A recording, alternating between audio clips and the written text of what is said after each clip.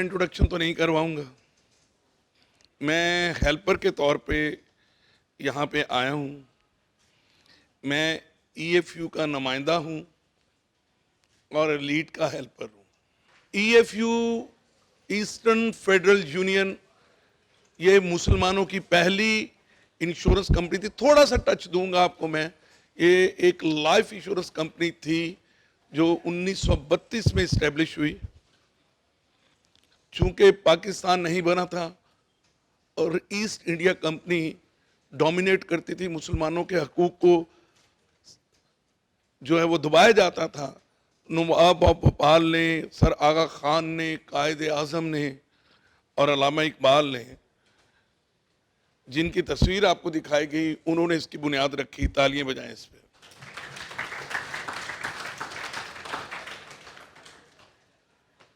ईएफयू life established 1932, move to Dhaka में, कलकत्ता में पहले गई, फिर ढाका में भी इसका हेड ऑफिस रहा। 1965 जापान को छोड़ के EFU life the largest insurance company for the Asia, the largest insurance company for the Asia. ठीक है जी। 72 में इसको नेशनलाइज कर लिया गया। कब नेशनलाइज किया गया? आप अभी पैदा नहीं हुए थे। हम में से कुछ लोग होंगे। कंपनीज को उस वक्त एक पूरी वर्ल्ड वाइड एक कंपेन चल रही थी और उसका असर पाकिस्तान में आया। जैसे आजकल डी नेशनलाइजेशन चल रही है, उस वक्त नेशनलाइजेशन चल रही थी बेटा। तो इसको नेशनलाइज करके स्टेट लाइफ बना दी गई। अब मेरी बात को आप समझें। स्टेट लाइफ की बुनियाद 72 में पड़ी। इंश्योरेंस का चैप्टर क्लोज हो गया। क्या हो गया? एक ही कंपनी, ऐ खुदा मेरे अबू सलामत रहे, बीमा बेचो, बीमे खरीदो। और आप जैसे बच्चे, उस वक्त के जो बच्चे, जो मेरी एज के, उस वक्त के बच्चे, हम हेटर्स बन गए बीमास के कि यार ये बीमे वाला बंदा है, ये चोर है, ये डाकू है, ये हमारे पैसे खराब करेगा। ऐसी है ना जो कॉन्सेप्ट आया। रेडी वाला, पंसारी वाला, जिसको कोई काम नहीं होता था वो बीमा एजेंट बन जाता था। अब खुद सोचिए, आप सब बच्चे हैं, 72 में कितने लोग होंगे जो क्वालिफाइड होंगे, जो इंटर ग्रेजुएट और मास्टर्स होंगे, जो उस प्रोफेशन में आएंगे? कोई थे? इतने नहीं थे। जो थे भी वो ही गवर्नमेंट की जॉब में, जो कामरान साहब ने कहा, वो हाथ फैलाने वाला काम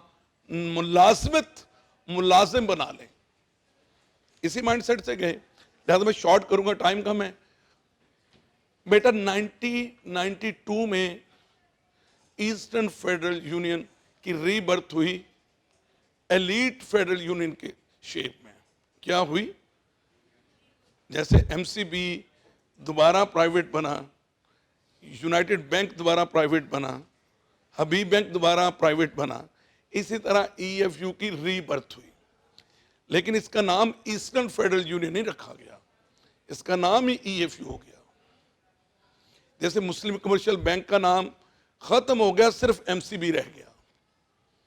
तो जब रीबर्थ हुई तो नए नाम के साथ हुई, नए लोगोस वही रहे, नाम नया रजिस्टर्ड हुआ।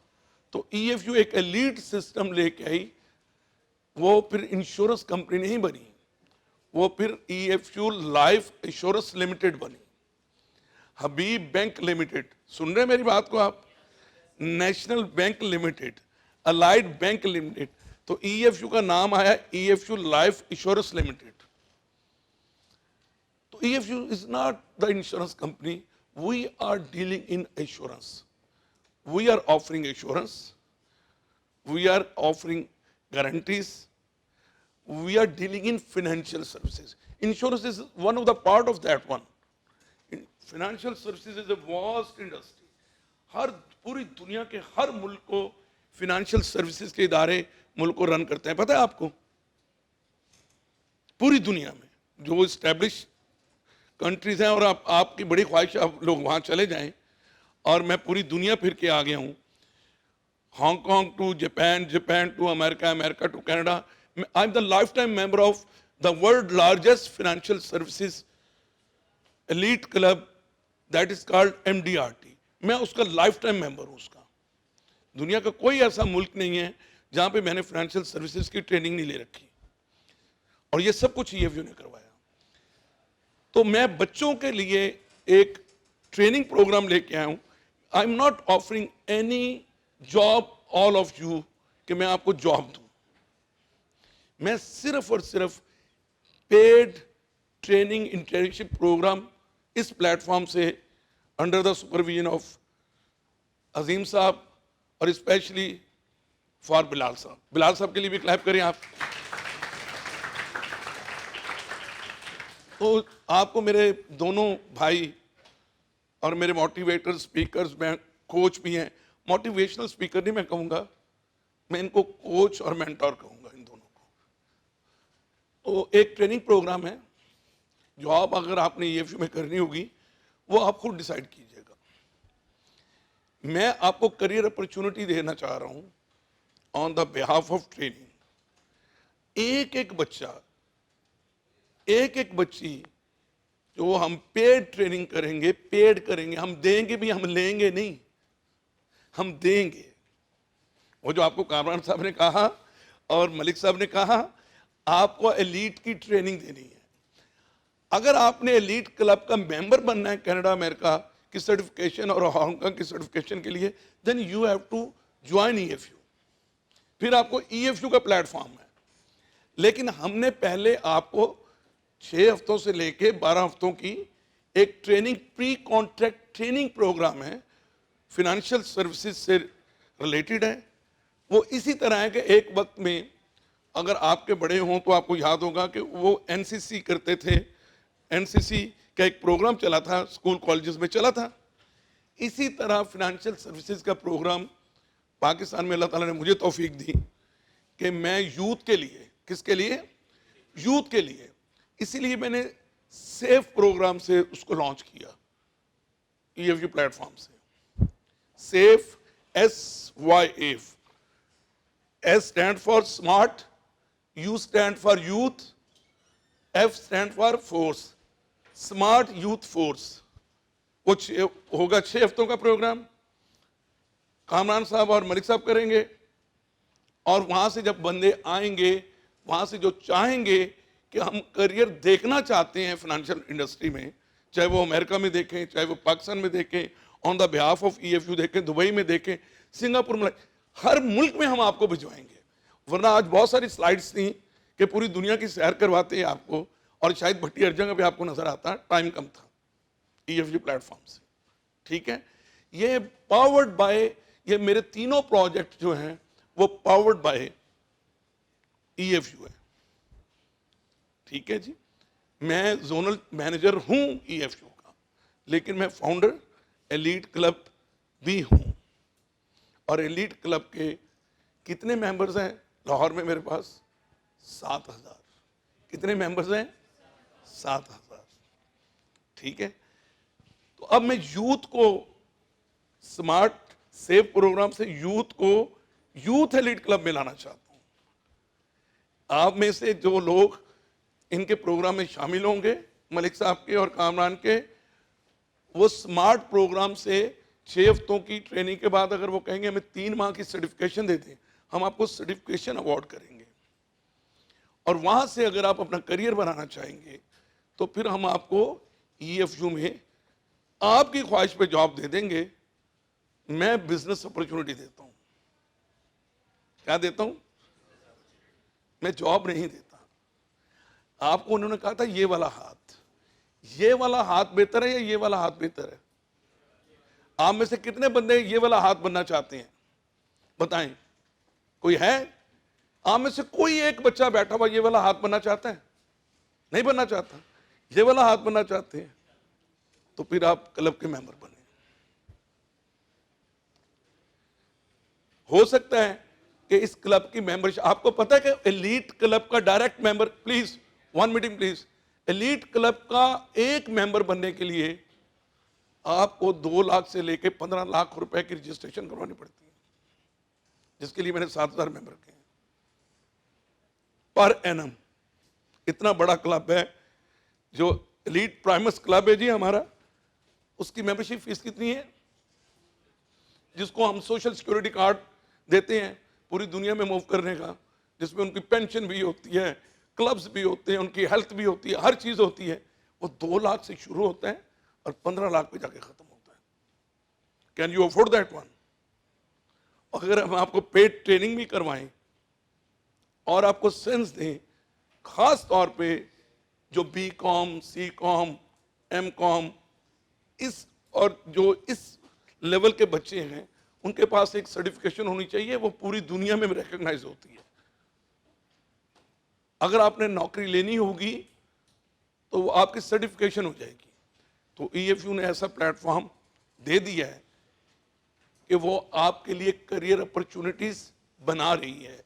डिपेंड आप पे करता है कि आपने ये वाला हाथ बनना है या ये वाला हाथ बनना है। तो उम्मीद करता हूँ इंशाल्लाह ट्रेनिंग भी देंगे, दुनिया की सैर भी करवाएंगे। एक स्लोगन है मेरा ज्वाइंट एलीट क्लब, उन्होंने कहा था कंकर द वर्ल्ड, मैं कहता हूं सी द वर्ल्ड।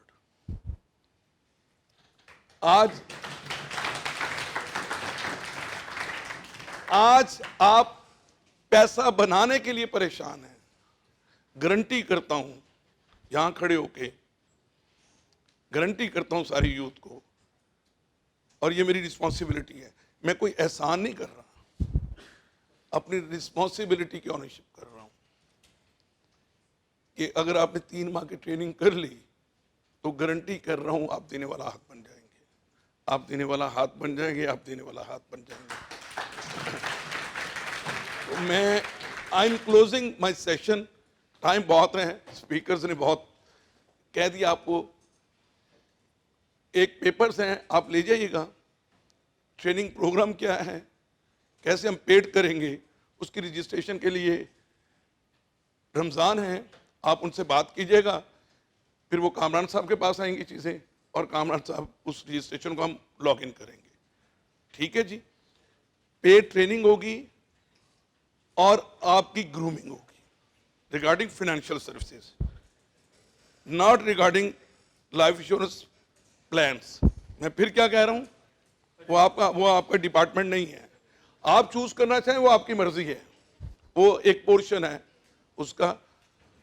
तो मैं अब इसको क्लोजिंग करते हुए, आप सारे मेरे बच्चे हैं, आज मेरा बेटा भी बैठा हुआ है यहाँ पे और मेरे बेटों जैसा भी बैठा हुआ है, और आप भी मेरे बच्चे हैं सब लोग। तो मैं भी कभी आप ही की तरह इस तरह के सेशन अटेंड किया करता था। तो अल्लाह ताला ने अपॉर्चुनिटी दी कि हम भी कनाडा अमेरिका में पाकिस्तान का फ्लैग लहराते हैं।